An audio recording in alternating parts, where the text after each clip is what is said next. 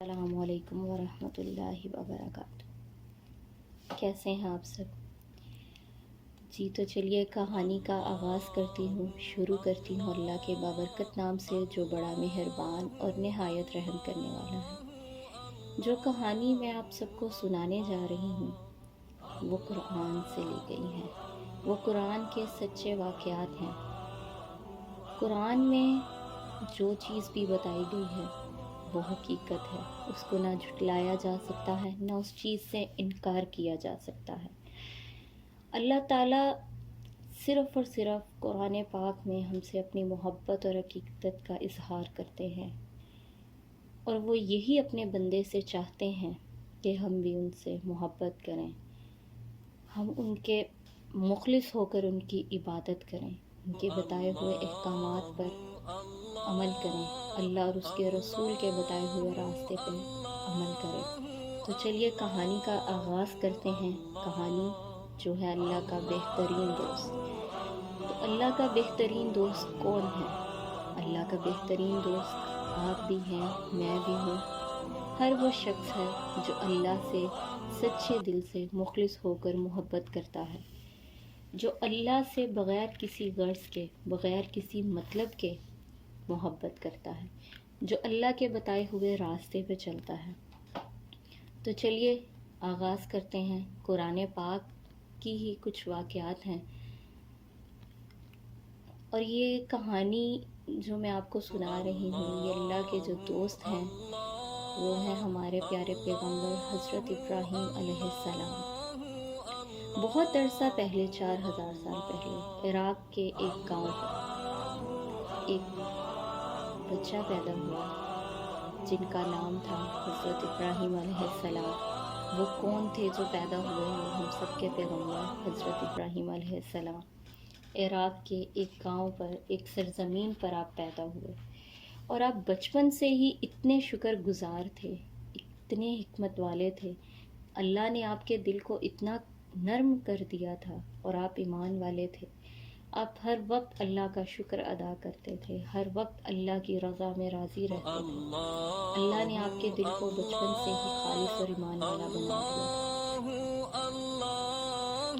اللہ پاک آپ سے اتنا خوش تھے کہ اللہ نے ان کو اپنا دوست بنا لیا۔ لیکن جو بچپن سے ہی اللہ کا شکر گزار ہے تو اللہ تو اس کو اپنا دوست بنائے گا نا۔ تو اسی طرح یہ کہانی آپ کے اور میرے بچوں کے دلوں میں اللہ کی محبت کا ایک جوش ڈالے گی، اور ہمارے بچے بھی اللہ سے اسی طریقے سے محبت کریں گے جیسے ہمارے پیارے پیغمبر کرتے تھے، وہ آج بھی کرتے ہیں۔ اور ہمیں بھی اپنے بچوں کو ادھر ادھر کی کہانیاں سنانے کی بجائے قرآن کے واقعات بتائیں، قرآن سے لی گئی کہانیاں سنائیں۔ حضرت ابراہیم کا جو وقت تھا اس زمانے میں لوگ زیادہ تر بت پرست تھے، وہ بتوں کی پوجا کرتے تھے۔ آپ ہمیشہ یہ سوچتے تھے کہ یہ لوگ کیوں ان کی پوجا کرتے ہیں، یہ لوگ ان کی عبادت کیوں کرتے ہیں، ایسا کیوں ہے؟ کیونکہ حضرت ابراہیم علیہ السلام اللہ تعالیٰ کے اتنے قریب تھے کہ وہ ان بتوں کو کچھ نہیں سمجھتے تھے، لیکن اس وقت، اس دور میں لوگ صرف اور صرف بتوں کی پوجا کیا کرتے تھے، جو بات آپ کو بالکل بھی پسند نہیں تھی، اور آپ ہمیشہ یہ سوچتے تھے کہ یہ پتھر، یہ لوگ ان کو کیوں پوجتے ہیں، ان کی عبادت کیوں کرتے ہیں۔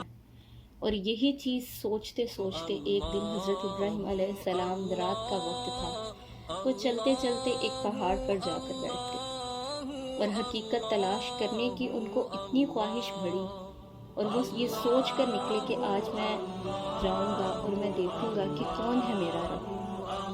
جب وہ ایک پہاڑ پر جا کر بیٹھے، رات کا وقت تھا، آسمان کو دیکھ رہے تھے، اور دیکھتے دیکھتے ایک ستارہ نظر آیا۔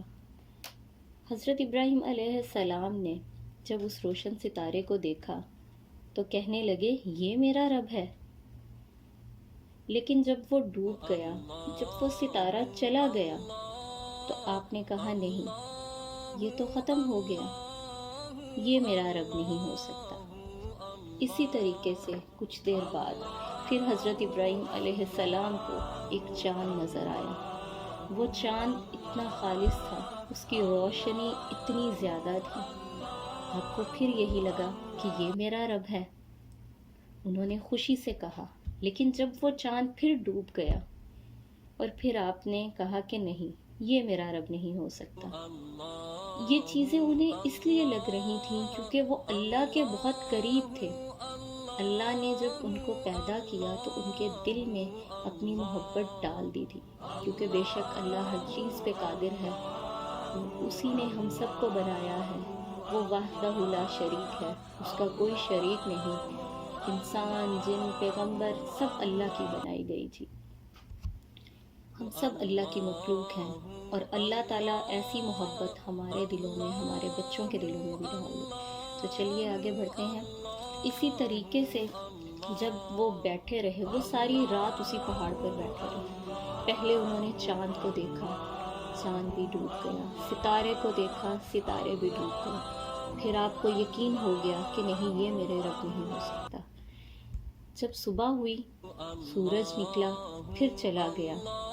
ظاہری سی بات ہے، جب دن جاتا ہے تو رات آتی ہے، رات جاتی ہے تو دن آتا ہے۔ تو آپ سمجھ گئے کہ نہیں، یہ میرا رب نہیں ہے۔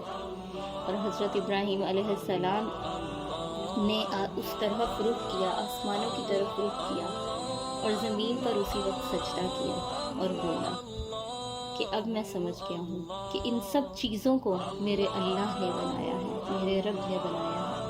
اللہ ہر چیز پہ قادر ہے، یہ چیزیں میرا رب نہیں ہے، بلکہ ان چیزوں کو بنانے والا میرا رب ہے، اور میں کبھی بھی بتوں کی پوجا نہیں کروں گا۔ کیونکہ وہ یہ چیز سمجھ چکے تھے کہ جب رات جا رہی ہے، دن آ رہا ہے، تو یہ سب چیزیں کس نے بنائی؟ میرے اللہ نے بنائی، اور وہ ہر چیز سے، ہر شے سے، ہر شکل سے پاک ہے۔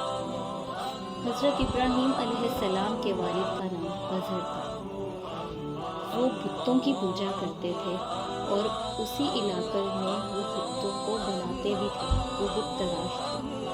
حضرت ابراہیم علیہ السلام نے ایک دن اپنے والد سے پوچھا کہ وہ بتوں کی پوجا کیوں کرتے ہیں، ان کو ایسا کرنے سے کیا ملتا ہے؟ تو ان کے والد ان سے ناراض ہو گئے اور انہوں نے ان کو ڈانٹ دیا۔